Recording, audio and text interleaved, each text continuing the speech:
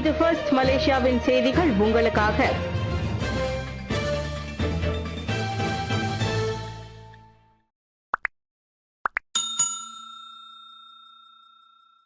எதிர்காலத்தை முடிவு செய்யுங்கள், இல்லை என்றால் தேசிய முன்னணியே முடிவெடுக்க வேண்டி வரும். மாய்காவுக்கு சாஹித் எச்சரிக்கை. தேசிய முன்னணியில் நீடிப்பதா இல்லையா என்பது குறித்து மாய்கா ஒரு தீர்க்கமான முடிவை எடுக்க தவறும் பட்சத்தில் தேசிய முன்னணியே அது குறித்து இறுதி முடிவு எடுக்க வேண்டி வரும்.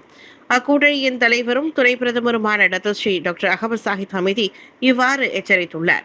கட்சியின் எதிர்காலம் குறித்து முடிவெடுக்கும் அதிகாரத்தை பொதுப்பேரவையை கட்சி தலைமைக்கு கொடுத்த பிறகும் அவர்களால் முடிவெடுக்க முடியவில்லை என்றால் நாங்களே முடிவெடுக்கிறோம் என்றுள்ளார் அவர். பெரிக்கத்தான் நேஷனல் கூட்டணியில் இணைவது தொடர்பில் மாய்கா தலைமைத்துவம் கையெழுத்திட்டதாக கூறப்படும் விண்ணப்ப கடிதம் ஒன்று உலா வருகிறது. இது தேசிய முன்னணிக்கான மாய்காவின் விசுவாசம் குறித்த கேள்வியை எழுப்புவதாக கூறிய சாஹித், இங்கொன்றும் அங்கொன்றுமாக கால் வைத்துக் கொண்டு அரசியல் செய்ய முடியாது. இங்கு இருப்பதா இல்லையா என்பது அக்கட்சி விரைந்து முடிவெடுக்க வேண்டும். இது ஒரு நிச்சயமற்ற சூழலை தொடர முடியாது என்றார் அவர். இது மலேசிய சீன சங்கமமான மாசிசாவுக்கும் பொருந்தும். இதனிடையே அம்னோவுடன் அவ்விரு கட்சிகளுமே 70 ஆண்டுகால பந்தத்தை கொண்டுள்ளது என்பதை சாஹித் நினைவுறுத்தினார். தாஸ்லியின் 21வது ஆண்டு விழா புதிய பரிமாணத்தின் தொடக்கம்.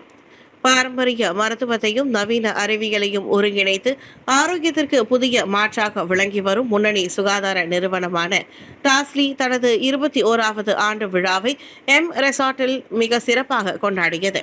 இது உயர்தர நிகழ்வில் சீனா, ஜப்பான், ஆஸ்திரேலியா உள்ளிட்ட பல்வேறு நாடுகளின் முக்கிய பிரமுகர்கள் பங்கேற்கின்றனர்.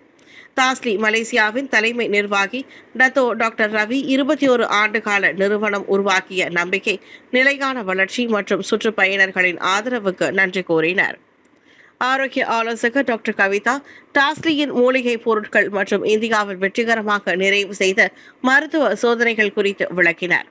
தவிர ஜப்பான் மற்றும் ஆஸ்திரேலியாவில் வெற்றிகரமான செயல்பட்ட ஸ்டெம் செல் திட்டம் தற்போது மலேசிய சந்தையிலும் அறிமுகப்படுத்தப்பட்டுள்ளதாக நிகழ்வில் அறிவிக்கப்பட்டுள்ளது. டாஸ்லியின் புதிய பரிமாண பயணத்தின் தொடக்கமாக அமைந்த இந்நிகழ்வில் டாஸ்லி மலேசிய ஆலோசகரும் மக்கள் சமூக நலத்தொண்டுகளை புரிந்து வருபவருமான டத்தோஸ்ரீ மைக்கேல் சாங், மருத்துவர்கள், வழக்கறிஞர்கள், விநியோகம் மற்றும் வணிக துறைகளின் முன்னணி பிரதிநிதிகள், ஊடக நண்பர்கள் உள்ளிட்ட பல முக்கிய விருந்தினர்கள் கலந்து கொண்டு விழாவை சிறப்பு செய்தனர். ஜொஹூர் கங்கார் புலாய் முருகன் கோவில் இடிப்பு, ரவின்குமார் கடும் கண்டனம். ஜொஹூர் பாரு கங்கார் புலாயில் உள்ள மலையாளம் முருகப்பெருமான் ஆலயம் டிசம்பர் 15ஆம் தேதி இடிக்கப்பட்டது குறித்து ஒற்றுமை, பாரம்பரியம் மற்றும் கலாச்சார துறைகளுக்கான மாநில ஆட்சிக்குழு உறுப்பினர் ரவின்குமார் கிருஷ்ணசாமி கடும் கண்டனம் தெரிவித்துள்ளார். இந்நடவடிக்கையை குலாய் உத்தரா நகராண்மை கழகம் மேற்கொண்டது. பொது விடுமுறை நாளில் நடந்த இந்த இடிப்பு உள்ளூர் இந்திய சமூகத்தில் கடும் அதிருப்தியை ஏற்படுத்தி சமூக ஊடகங்களில் பரவலாக பேசப்பட்டு வருகிறது. இந்நிலையில் மாநில இந்தியர் விவகாரங்களுக்கு பொறுப்பான தம்மிடம் இது கூட பற்றி முன்கூட்டியே பேசப்படாதது குறித்து ரவின் பெருத்த ஏமாற்றம் தெரிவித்தார். ஆலயத்தில் உள்ள தெய்வ சிலைகள் முறையான சடங்குகளுடன் மாற்றப்படாமல் இடிக்கப்பட்டதை தவறான செயலாகவும் அவர் குறிப்பிட்டார். இதற்கு முன் குலுவாங் மற்றும் கேம்பாஸ் பகுதிகளில் கோவில்கள் இடிக்கப்பட்ட போது தெய்வ சிலைகள் சமய சடங்குகளுடன் மாற்றப்பட்டு உள்ளூர் மக்களின் ஆலோசனை பெறப்பட்டதை அவர் சுட்டிக்காட்டினார்.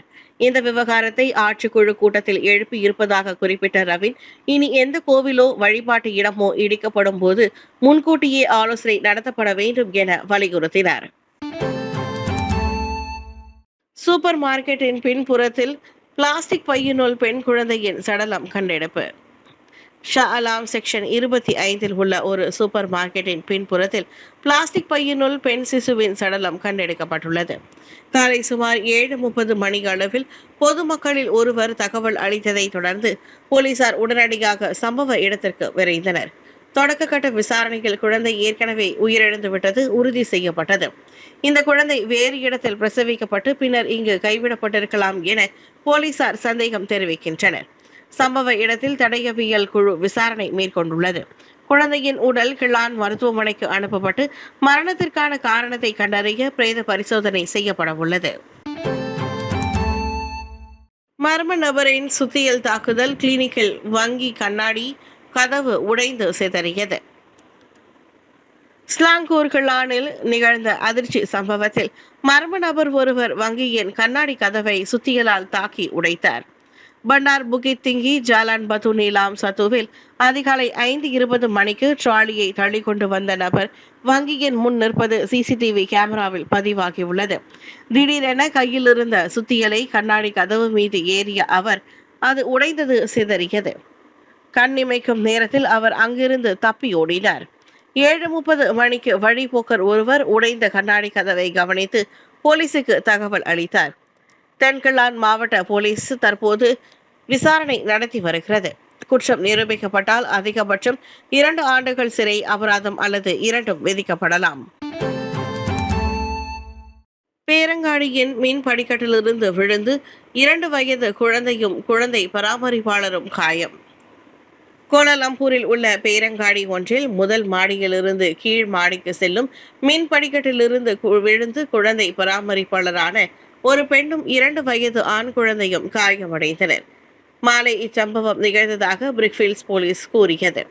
மின் படிக்கட்டில் குழந்தை தள்ளுவண்டியை தள்ளும்போது அதனுடன் சேர்ந்து 40 வயது அந்த இந்தோனேசிய மாதவும் கீழே விழுந்தார். தள்ளுவண்டியில் இருந்த குழந்தை உடனடியாக கிளினிக் கொண்டு செல்லப்பட்டது. பரிசோதனையில் நெற்றியில் லேசான அடியை தவிர வேறெந்த காயமும் ஏற்படவில்லை என உறுதி செய்யப்பட்டது. குழந்தை பின்னர் பெற்றோரிடம் ஒப்படைக்கப்பட்ட வேளை கழுத்திலும் காலிலும் காயமடைந்த குழந்தை பராமரிப்பாளர் மேல் சிகிச்சைக்காக கோலாலம்பூர் பெரிய மருத்துவமனையில் அனுமதிக்கப்பட்டுள்ளார். தளபதி திருவிழா அரசியல் மேடை அல்ல. அரசியல் அம்சங்கள் இருந்தால் உடனடியாக நடவடிக்கை என போலீஸ் எச்சரிக்கை.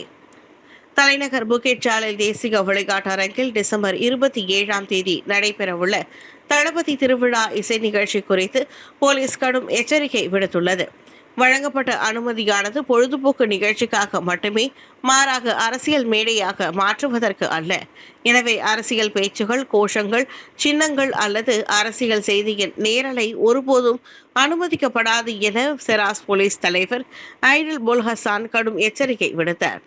ஏதேனும் அரசியல் அம்சங்கள் நிகழ்ச்சியில் இடம்பெற்றால் உடனடி நடவடிக்கை எடுக்கப்படும் என அவர் எச்சரித்தார். முன்னணி நடிகராக இருந்து முழுநேர அரசியல்வாதியாக உள்ள பிரபல நடிகர் விஜயின் கடைசி படமான ஜனநாயகன் இசை வெளியீட்டு விழா தளபதி திருவிழா என பிரம்மாண்டமாக நடைபெற உள்ளது. 2026 தமிழகத்தில் ஆட்சியை பிடிக்கும் குறிக்கோளுடன் தாவேகா எனப்படும் தமிழக வெற்றி கழகம் என்ற அரசியல் கட்சியை தொடங்கி விஜய் தீவிர பிரச்சாரம் செய்து வருகிறார். இதன் மூலம் சினிமாவை விட்டு விலகும் விஜய்க்கு பிரியா விடை வழங்கும் வகையில் இந்த பிரம்மாண்ட நிகழ்ச்சி நடத்தப்படுகிறது. பினாங்கில் மரம் முறிந்து மோட்டார் சைக்கிள் மீது விழுந்து விபத்து, 17 வயது பையனும் சிறுமியும் காயம். பினாங் ஜார்ஜ் டவுனில் மரம் முறிந்து விழுந்த விபத்தில் 17 வயது பையனும் 12 வயது சிறுமியும் காயமடைந்துள்ளனர். ஜாலான் பினாங் சாலையில் ஏற்பட்ட இச்சம்பவத்தில் திடீரென முறிந்து விழுந்த பெரிய மரம் சாலையில் சென்று கொண்டிருந்த மோட்டார் சைக்கிள் மீது விழுந்தது. அதில் காயமடைந்த இருவரும் உடனடியாக மருத்துவமனைக்கு கொண்டு செல்லப்பட்டு சிகிச்சை அளிக்கப்பட்டு வருகிறது. இந்த விபத்தில் சாலையோரம் நிறுத்தப்பட்டிருந்த ஒரு வாகனமும் சேதமடைந்தது. தகவல் அறிந்த தீயணைப்பு மற்றும் மீட்பு படையினர் மாநகர மன்ற பணியாளர்களுடன் இணைந்து சாலையில் விழுந்து கிடந்த மரத்தை வெட்டி அகற்றினர். இச்சம்பவம் காரணமாக அப்பகுதியில் போக்குவரத்து தற்காலிகமாக பாதிக்கப்பட்டது. மரம் முறிந்து விழுந்ததற்கான காரணம் குறித்து விசாரணை நடைபெற்று வருகிறது. வேலைவாய்ப்பு மோசடி, மியான்மரில் 31 மலேசியர்கள் மீட்பு. மியான்மரின் மியாவாடி நகரில் வேலைவாய்ப்பு மோசடி கும்பல்களிடம் சிக்கியிருந்த 31 மலேசியர்கள் மீட்கப்பட்டுள்ளனர். மியான்மர் அதிகாரிகள் நடத்திய சோதனையில் அவர்கள் விடுவிக்கப்பட்டனர். பின்னர் தாய்லாந்து குடிநுழைவுத்துறை உதவியுடன் மலேசிய தூதரகம் அவர்களை பாதுகாப்பாக அனுப்பி வைத்தது. மாலை 6 மணிக்கு மேல் கெடா சோதனை சாவடியான புகிட் காயு ஹிதாம் எல்லையை அவர்கள் வந்தடைந்தனர். பின்னர் விசாரணைக்காக மலேசியா போலீசாரிடம் ஒப்படைக்கப்பட்டனர். கடந்த 4 ஆண்டுகளில் 600க்கும் மேற்பட்ட மலேசியர்கள் வெளிநாட்டு வேலைவாய்ப்பு மோசடி கும்பல்களிடம் சிக்கி ஏமாந்துள்ளனர். எனவே கவர்ச்சிகரமான சம்பளம் என்ற ஆசை வார்த்தையில் மயங்கி வெளிநாட்டு வேலைவாய்ப்புகளை முன்பின் யோசிக்காமல் ஏற்க வேண்டாம் என பொதுமக்களை போலீஸ் நினைவுறுத்தியுள்ளது.